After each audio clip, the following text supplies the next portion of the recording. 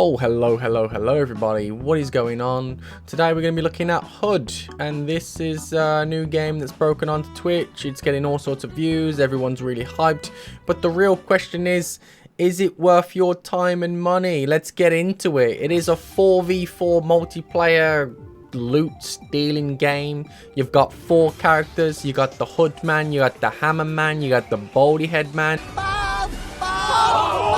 and you've got the assassin woman. We've got 5 maps. We got the marshlands, we got coastal, we got outpost, we got citadel, and we got my personal favorite, the graveyard.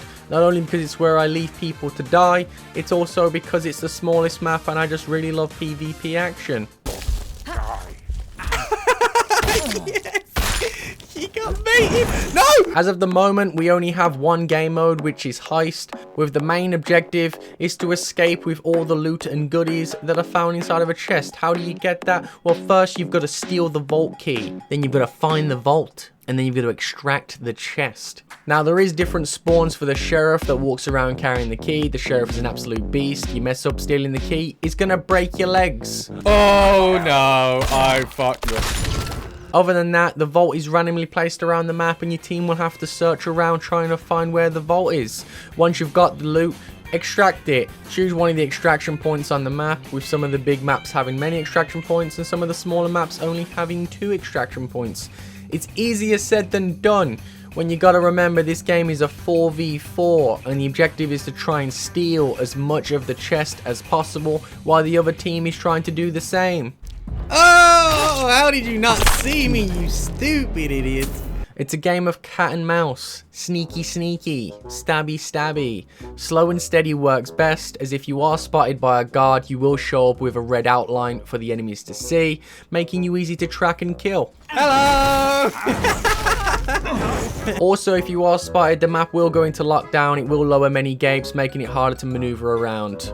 In my experience, I found that the most efficient teams will always win. Who can be the first to find the key, steal it without the other team knowing, don't get your head smashed in by the sheriff, go and find the vault, grab the chest, and silently make your way to an extraction without being seen. Keep going, homies, you can do it, don't give up.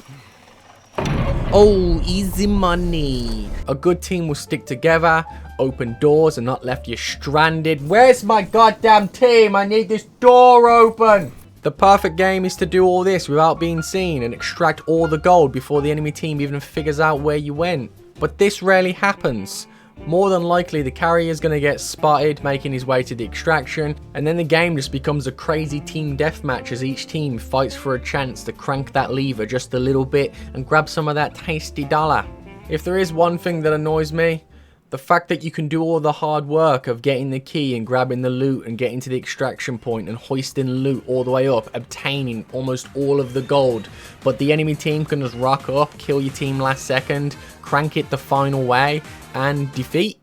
I know it's not about winning and losing and it's all about who gets the most money, but if you've just done all that hard work and got it for like 80% and the enemy team just moves at the end, it's annoying. I don't get it. Moving on. Melee combat is very slow and awkward.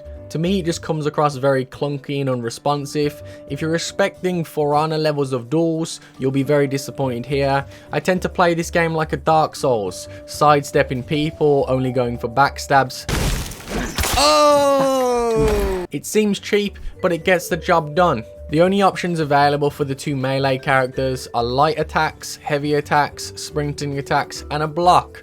Blocking at the right time does cause a parry, and each character does have an ultimate ability. Characters. HUD is the range guy. He has a bow, obviously, and a flashbang. His ultimate ability is an exploding arrow. He's great for stopping extractions from a distance, but getting up close and personal with a big melee guy, you're gonna get your ass beat. The hammer guy.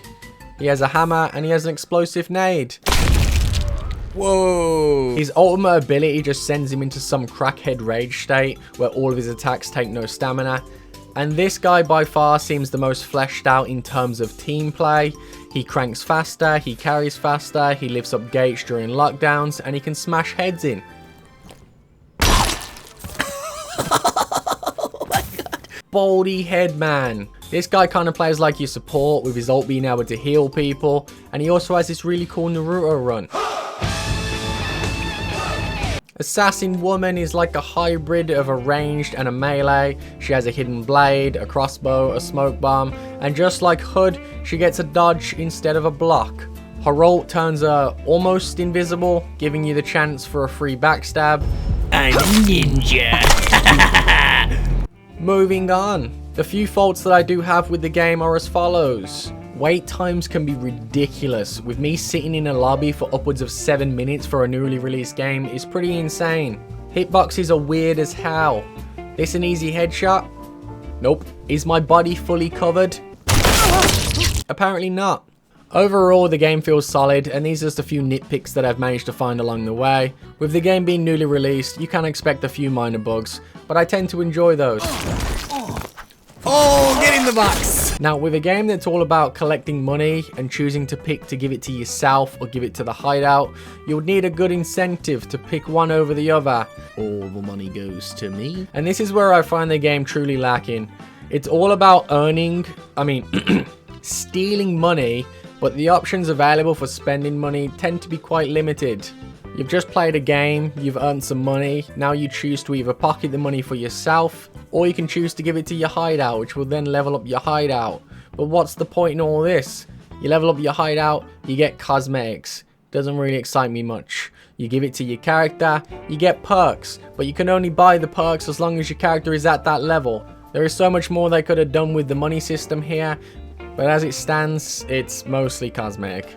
So that being the case, at the moment there isn't much reason to stick around long term. With the one game mode and few characters they have, I think the developers clearly know this, as they already have a year one roadmap which has 4 updates on it. There's some content here for new players, there's some content here for a battle pass. Blech. So that's it, that's everything the game has to offer. Is it worth the £27 that I paid for it with one game mode and no long-term motivation? For me, I'm definitely going to say a no. I'm not a big fan of cosmetics, they never really bother me, I just like the gameplay, and if the gameplay is boring, stale or repetitive and has no real staying value, then I'm going to say no. But for you, go and get the game if you really want. Go and support them and maybe they'll make out more characters and more stuff, whatever. Thanks for watching. I'm MonkeyMayCry, and as always, thanks to these two homies here for being a part of the Patreons. If you do comment and like and subscribe and all that stuff, I appreciate it. Bye.